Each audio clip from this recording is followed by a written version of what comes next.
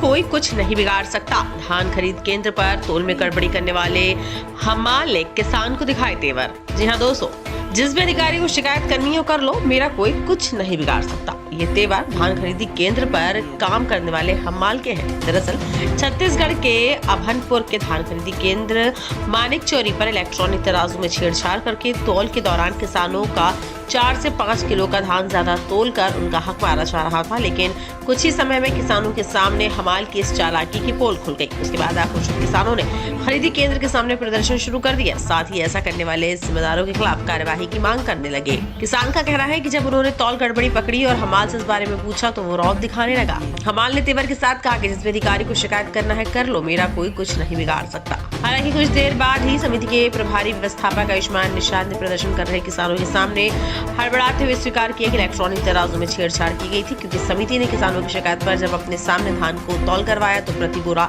4 से 5 किलो धान अधिक निकला। उन्होंने ये भी बताया कि इस तरह से करीब 2.5 क्विंटल धान अधिक तोले जाने की पुष्टि हुई है। साथ ही उन्होंने ये भी कहा कि इस मामले से जुड़े हमाल के खिलाफ भी कार्यवाही की जाएगी। इस दौरान व्यवस्थापक आयुष्मान निषाद ने प्रदर्शन कर रहे किसानों को उनकी मांगे पूरी करने का आश्वासन दिया, जिसके बाद किसानों ने अपना प्रदर्शन वापस ले लिया।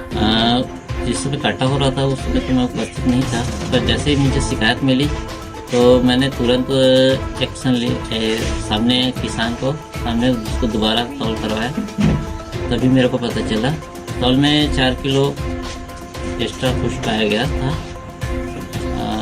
और तुरंत मैं उसके ऊपर कार्रवाई करूँगा, हमाल के ऊपर।